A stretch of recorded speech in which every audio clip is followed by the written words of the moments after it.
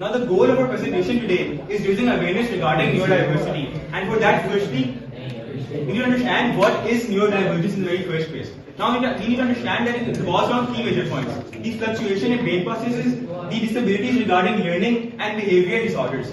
Now furthermore, what does it actually mean for a person to be neurodivergent? The term neurodivergent describes people whose brains works differently. They do not fit in the black and white category of a person being normal or abnormal. And for those, the term neurodivergent is used. Now, these may include medical disorders, learning disabilities, and other conditions, such as dyslexia, ADHD, ASD, and dyspraxia. Now, an interesting fact is that these people are not only facing hardship, but they can be strong and they can show aspects regarding strength as well. Now, for example, the better memory, being able to mentally picture three-dimensional objects easily, the ability to solve complex mathematical calculations in their head, and many more. And now, furthermore, 20% of the population is considered to be neurodiverse. Numbers can even go up to 30%. About 350 children in Pakistan are neurodiverse. And there are also headache disorders, which are more prevalent, about 33.4%, followed by nerve and neurodegeneration, 27.1%, and vascular diseases, 13.3%, and epilepsies, 5.2%. Now next, there is neurodivergence in youth. The children who are subject to neurodivergent, they are not mentally ill or mentally retarded. They just act and behave differently. They have different perspectives of their own to approach things. A child diagnosed with autism faces daily challenges that make conventional school experience difficult, but he can excel in any other category. He might be poor in one thing in thinking, but he can concentrate. His ability to concentrate on another thing can improve and can be made better. And these types of children also have problems related to the environment in which they are. For example, a noisy and bright-lighted area might disturb him and decrease his ability to act normal. Neurodivergence have a big impact on everyone, but parents refuse to believe that this is a problem and they do not consider this a major problem in this way. Next.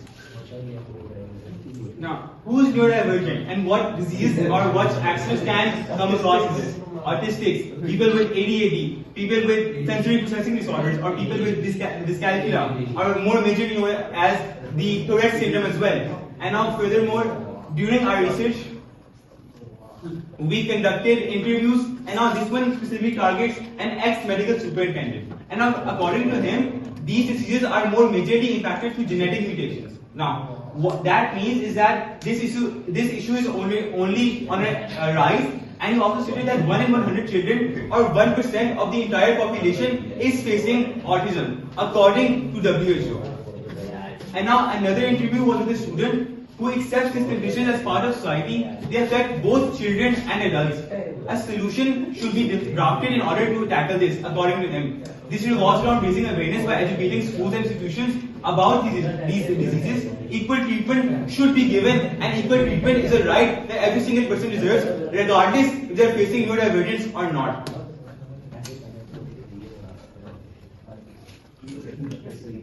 Okay, so we conducted research for a long time and we came to the solutions after thorough research that using technology and assistive tools can help people, and it is a powerful way to support neurodivergent students as the resources can address a variety of learning challenges.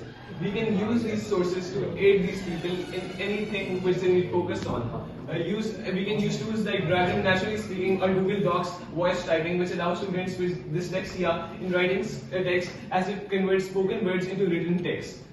Software like MindMeasure and XMind can also help students in organizing thoughts visually if they cannot focus on one thing. This can make them better and aid them to focus on these things. Next. First of all, we need to realize that this is not an actual issue.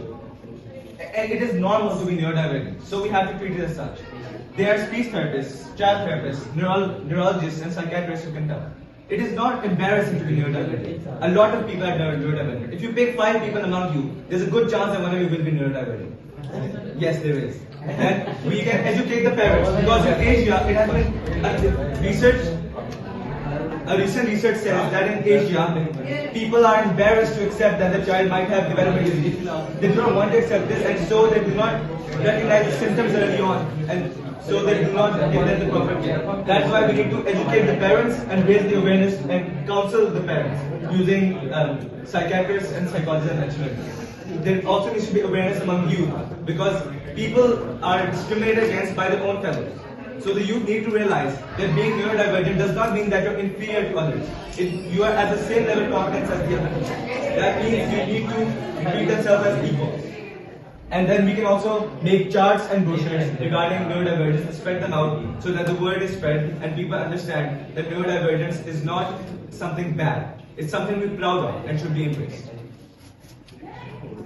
Thank you. And now that concludes your presentation. We hope that due to this, you will approach these situations with more awareness and with more relativity.